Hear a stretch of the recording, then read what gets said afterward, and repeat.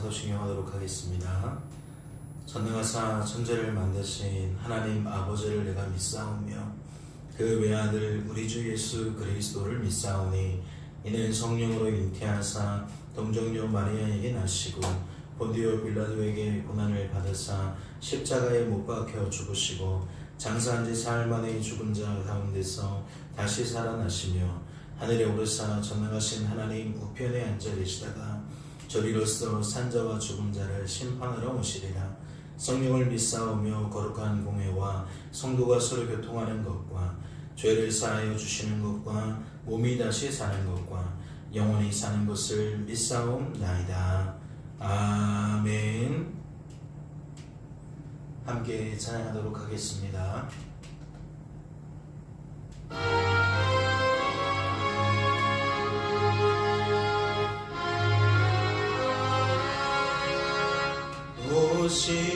신실하신 주 내 아버지여 늘 함께 계시니 두려움없네. 그 사랑 변찮고 날 지키시며 어제나 오늘이 한결같네. 오 신실하신 주, 오 신실하신 주 날마다 자비를 베푸시며 일용할 모든 것 내려주시니 오 신실하신 주 나의 구주. 봄철과 또 여름 가을과 겨울 해와 달 별들도 다 주의 것 만물이 주 영광 드러내도다. 신실한 주 사랑 나타내네. 오 신실하신 주, 오 신실하신 주 날마다 자비를 베푸시네.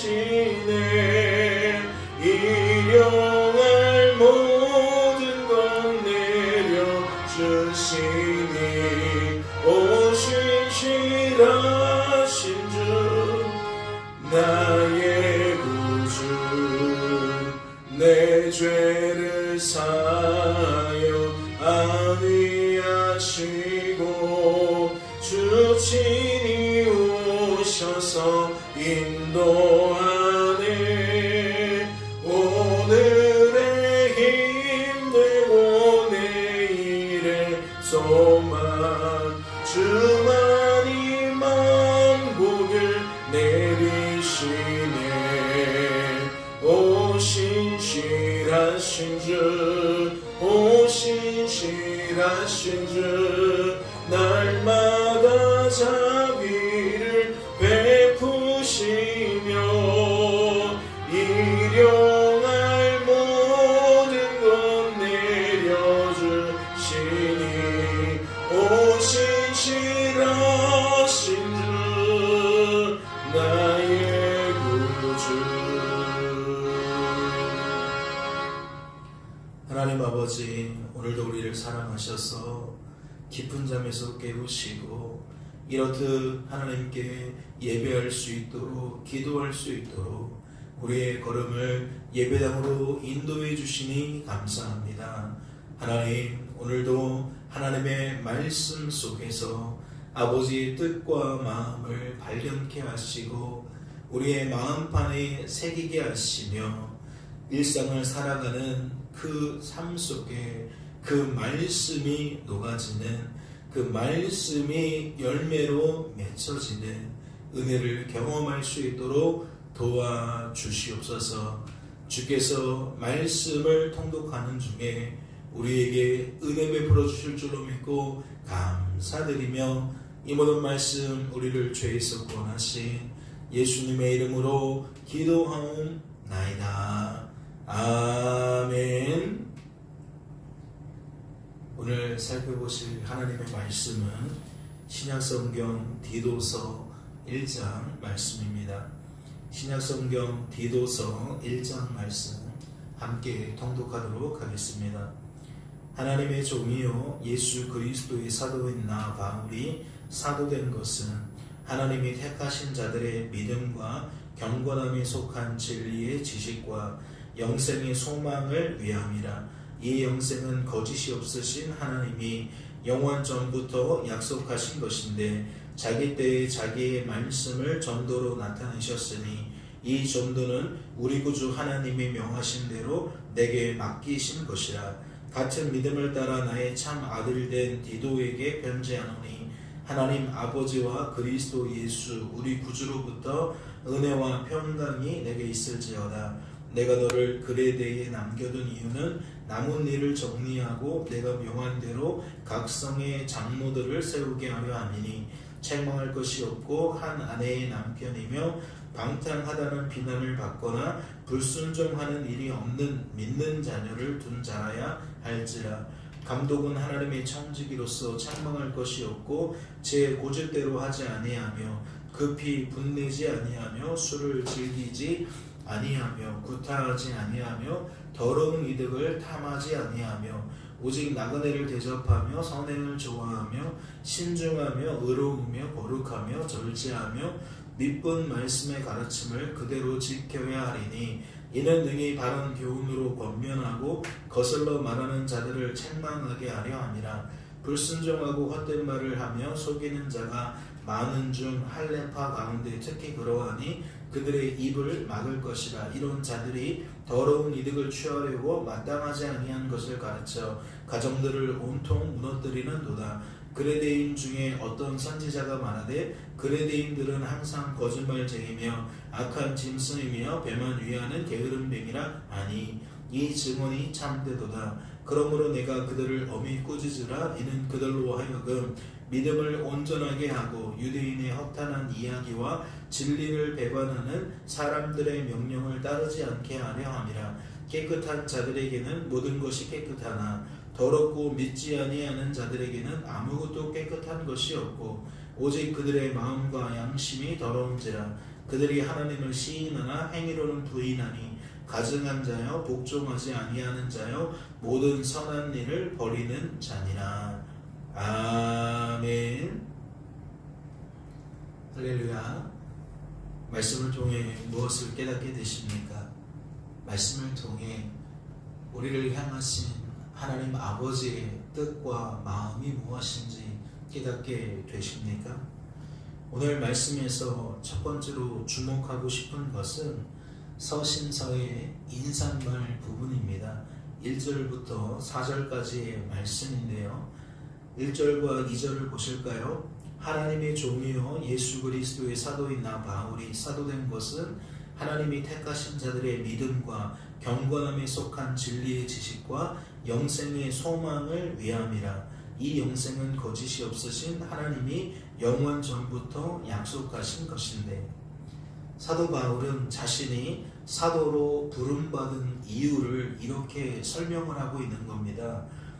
즉 사람들에게 믿음과 경건함과 진리와 지식과 영생을 담고 있는 소망에 관한 복음을 증거하기 위함이다. 그리고 이 복음을 증거한다는 표현이 3절에서는 전도라는 말로 표현이 되어지는 거죠.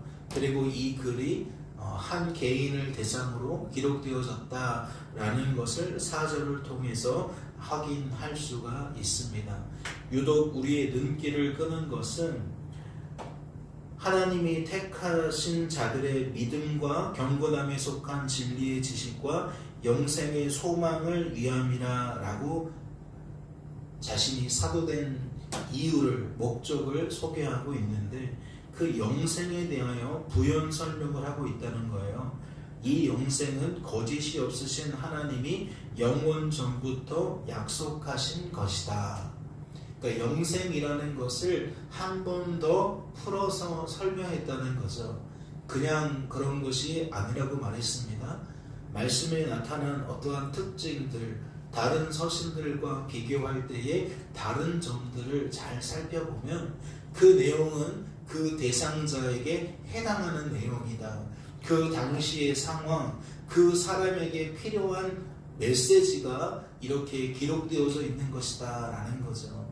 즉 복음을 풀어서 믿음과 경건함에 속한 진리와 지식과 영생의 소망이다. 즉 믿음과 진리와 소망이다 라는 것으로 복음을 푼 것도 이유가 있는 것이고, 그 영생의 소망을 풀어내는 그 영생을 한 번 더 추려서 거짓이 없으신 하나님이 영원 전부터 약속하신 것이다 라는 것도 이 상황에 맞는 이야기이다 라는 거예요. 특별히 영생은 따로 떼어서 한 번 더 이야기를 했으니까 우리는 이 점에 좀 주안점을 두었으면 좋겠습니다. 예수 믿는 자들의 소망이 무엇이냐? 하나님이 약속하신 영생을 누리게 하는 축복이다. 즉 복음과 영생은 짝을 이룬다. 그럼 복음이 없는 자리에는 무엇이 없다? 영생이 없다. 복음 있는 자리에는 무엇이 있다? 영생이 있다.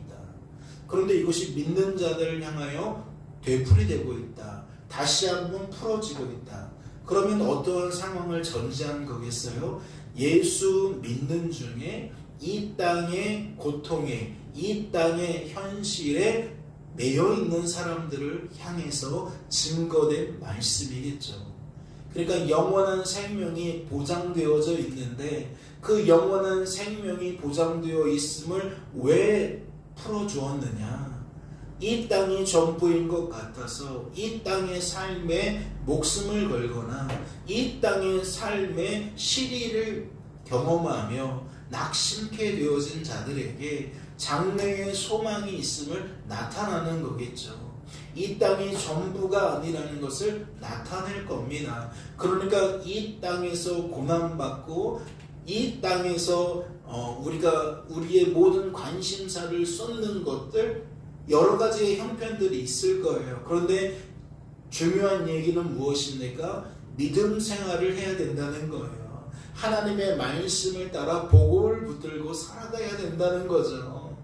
이 땅에 집착하지 말라는 뜻도 되고 이 땅에 너무 전부인 것처럼 거기에 빠져들지 말라는 이야기도 될 수 있는 겁니다. 즉 영생이라는 단어 앞에 우리의 신앙생활을 다시 한번 점검하게 만들기 위함이라는 거죠. 특별히 이 말씀이 어떻게 맞춰져요? 삼위이신 하나님께로부터 나오는 은혜와 평강에 대한 증언이 있어요. 즉 그러면 계시록 말씀을 통해서도 알지만 은혜가 필요한 이유가 있고 그 은혜의 작용을 통해 평안을 누려야 한다라는 우리의 생각이 있다면 적어도 이 영생을 통하여서 우리가 무엇을 누리기를 바라는 거예요? 오늘이라는 삶 속에서 평안을 누리기를 바라는 거죠. 불안함이나 초조함이나 답답함이나 이러한 상황을 내는 것이 아니라 현재는 그러하다 할지라도 이 서신을 통해 하나님 말씀을 통해 사람들이 하나님 주시는 하나님께로부터 말미암는 평안을 누리게 하기 위함이다 라고 우리는 받을 수가 있다는 겁니다. 그러면 구체적으로 어떠한 내용들이 펼쳐져 있나요?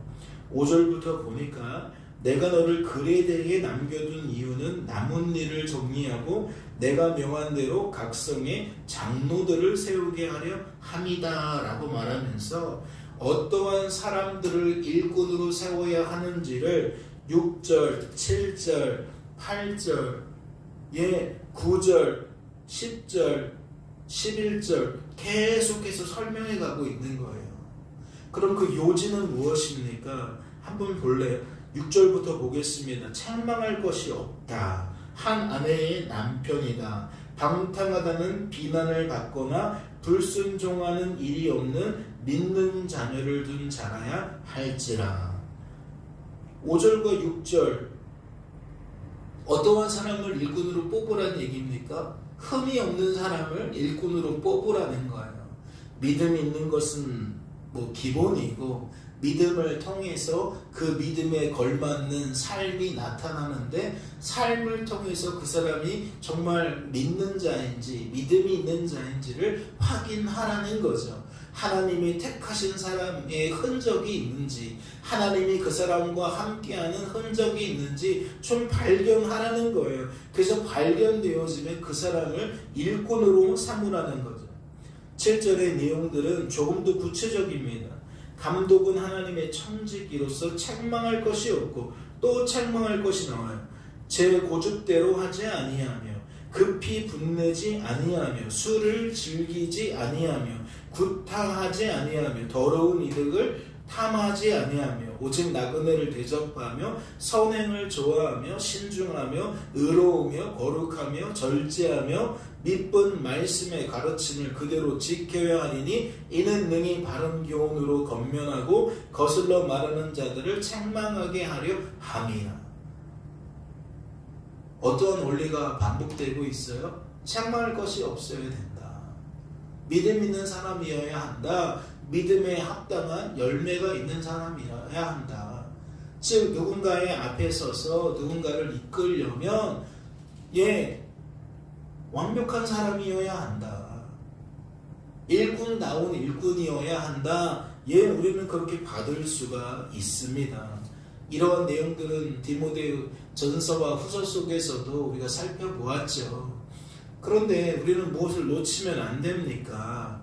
복음의 원리를 놓치면 안 돼요. 이것을 율법적인 개념으로 그 사람의 완벽함을 추구하는 내용으로 따져보면 우리는 어떠한 오류를 범할 수 있어요?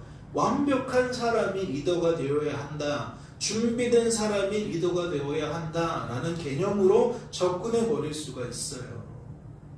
그런데 예수님이 이 땅에 오셔서 완벽한 자를 찾으셨나요? 완벽한 자를 제자로 삼으셨나요?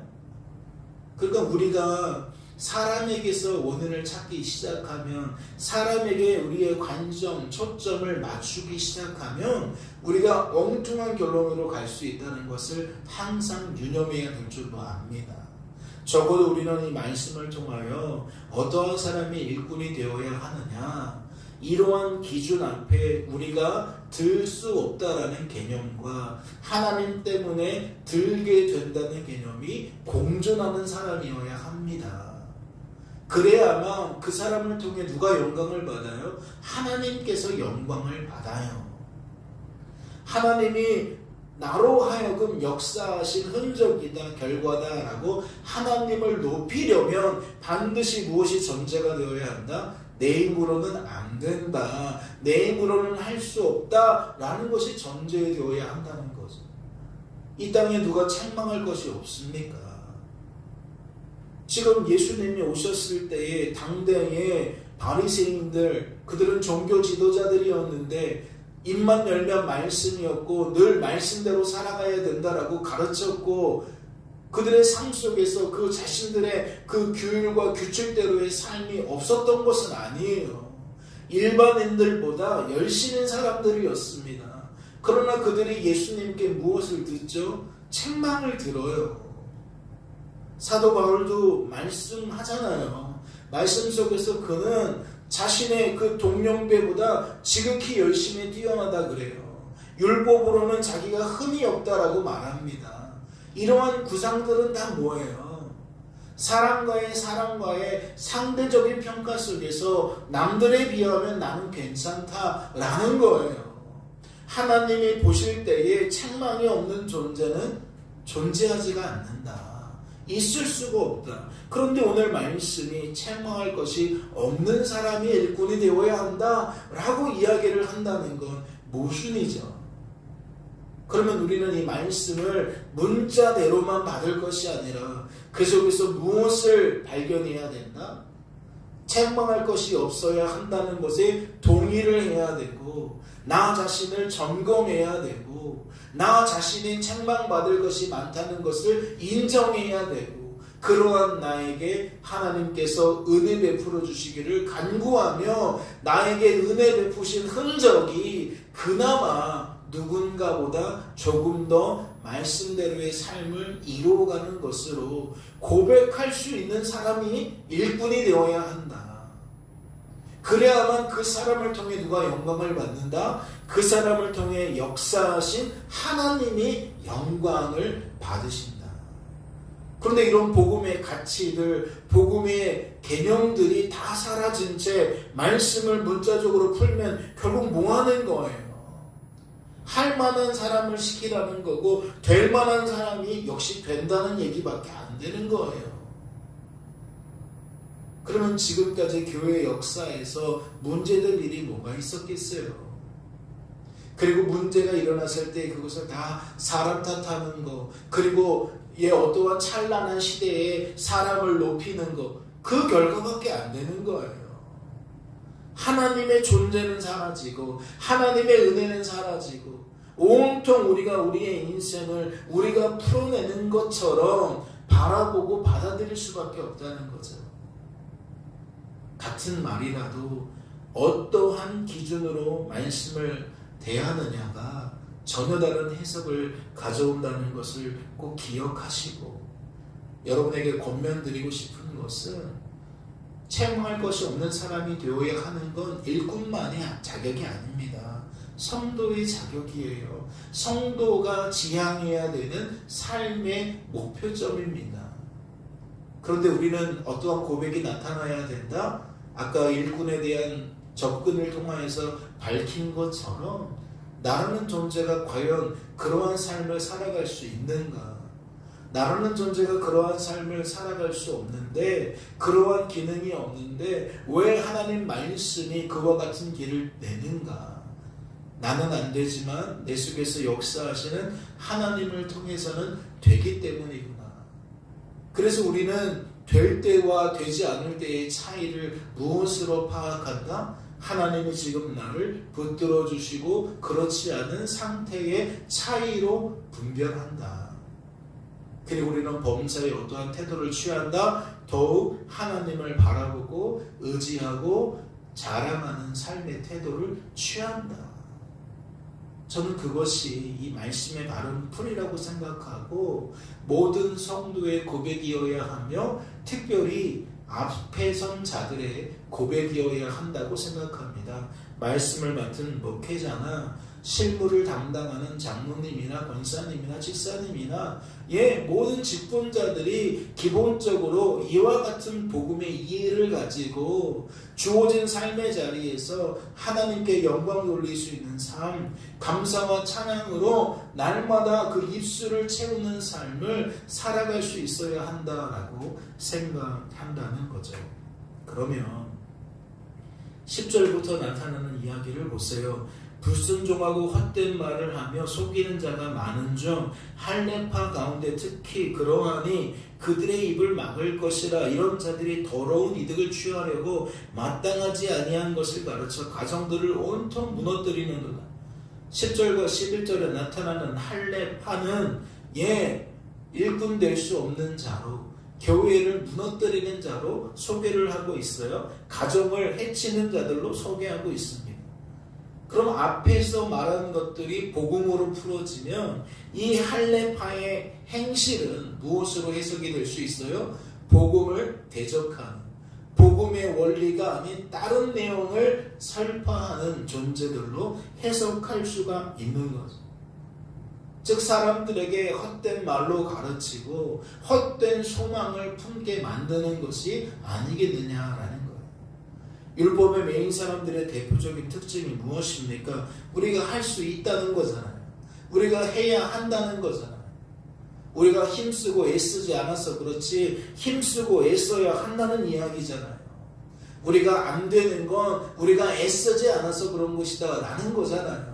철저하게 하나님 안에서 될 수 없는 우리들이 되는 과정을 통하여서 되게 만드신 하나님을 찬양하는 쪽으로 나아가는 것이 아니라 말씀거리면서 말씀이니까 지켜야 한다. 안 지키는 건 내가 기도하지 않아서 그러고, 내가 지키기 위하여 희생하지 않아서 그렇고, 내가 지킬 마음이 없어서 그렇고, 내가 믿음이 없어서 그렇고, 모든 원인을 그 사람에게 집중하잖아요. 그리고 그 반향이 뭐예요? 지키는 사람에게 또한 집중하는 것. 결국 같은 얘기예요. 율법이라는 것의 맹점이 무엇이냐면 이게 자칫 하나님 없는 삶을 만들어 간단 말이에요. 하나님 말씀이라는 명제, 어떠한 대인, 명분은 남는데 실제적으로 그 말씀대로 살게 하시는 하나님이 사라진다는 거죠. 작은 순종 속에서도 하나님의 일하심을 고백할 수 있는 것이 복음인데 율법은 바로 그것을 오해하고 착각하게 만들 때가 많다는 거예요. 거듭해서 말씀을 드리지만 율법이라고 해서 틀렸다는 이야기가 아닙니다. 우리가 하나님의 말씀대로 살 필요 없다는 이야기가 아니에요. 말씀대로 살아야 합니다. 하나님의 뜻이에요. 그런데 우리는 일상에서 그 하나님의 뜻대로 사는 삶을 가지고 어떻게 바라보고 어떻게 받아들일 거냐는 거죠. 결국 그 차이가 무엇으로 이어진다? 우리의 인생의 본분인 하나님을 영화롭게 하고 하나님을 영원토록 즐거워하는 삶으로 이어진다. 이게 자칫 잘못하면은 하나님을 하나님이 아닌 것으로 바꿔버릴 수 있다. 그 왕자에 다른 것을 앉힐 수 있다라는 조심성이 있다. 유의해야 될 점이 있다라고 말씀을 드린 겁니다. 12절에 나타나는 그레데인도 마찬가지죠. 그들도 위에서 언급되어진 할례파와 같은 맥락입니다. 결은 조금 다를 수 있어요. 소개되어진 문장을 보니까 결은 조금 다를 수 있어요. 그러나 이것을 구분할 필요는 없다. 그래서 지금 할례파와 그레데인에 대한 이야기를 10절, 11절, 12절, 13절 쭉 하지만 결국 14절에서 다시 무엇으로 나옵니까? 유대인의 허탄한 이야기와 진리를 배반하는 사람들로 이것을 규합시켜 버려요. 그러니까 말씀은 계속해서 이러한 존재들을 등장시킬 때에 결국 복음이 아니라는 거예요. 다른 교훈이라는 거예요. 복음을 율법과 혼동시키거나 복음을 율법으로 대체하는 그 결이 많다라는 거죠. 사랑하는 성도 여러분, 마지막 절을 보면 그들이 하나님을 시인하나 행위로는 부인하니 가증한 자요 복종하지 아니하는 자요 모든 선한 일을 버리는 자니라 라고 되어져 있어요. 성도는 어떠한 고백이 있어야 합니까? 어떠한 행위가 있어야 합니까? 하나님 안에서 하나님의 말씀대로 살아가는 행위가 있어야 되고 그 행위 속에 바른 고백, 바른 신앙 고백이 있어야 합니다. 행위가 없는 고백이 있을 수 있어요? 없잖아요. 결국 핵심은 무엇이다? 복음적 가치 속에서 우리가 우리의 행위를 풀어갈 것이냐, 율법적인 가치 속에서 우리의 행위를 풀어갈 것이냐.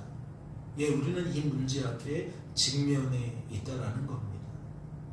오늘 하루를 살아가시면서 우리의 입술이 무엇을 나누게 되어질지 궁금합니다. 바라기는 말씀을 더 깊이 녹여내셔서 하나님이 부으시는 은혜로 먼저 생각이, 감정이, 의지가 평안한 상태가 되셨으면 좋겠고 그 평안함이 흘러갔으면 좋겠습니다. 하나님 때문입니다. 하나님 덕분입니다. 하나님께서 하셨습니다. 라는 고백이 여러분의 삶을 해석하는 유일한 길이 되어지기를 원하고 그 길 속에 평안을 누리시며 그 평안이 주변으로 흘러가게 되어지는 그러한 축복이 있으시기를 주님의 이름으로 소망합니다. 잠시 기도합니다. 하나님 아버지 감사합니다. 오늘도 우리를 사랑하셔서 말씀 앞에 세우시고 우리의 삶을 반추하며 우리가 우리의 인생을 어떻게 바라보고 받아들이며 살아가야 할지를 고민하게 하시니 감사합니다. 오늘도 주어진 삶 속에서 하나님 보게 하신 것을 보고 듣게 하신 것을 들을 때에 합당한 것들을 우리가 우리의 입술로 낼 수 있도록 주님 축복하여 주옵소서. 말씀이 우리의 생각과 감정과 의지 속에 충만케 하옵소서. 주께서 우리를 붙들어 주실 줄로 믿고 감사드리며 예수님의 이름으로 기도하옵나이다. 아멘.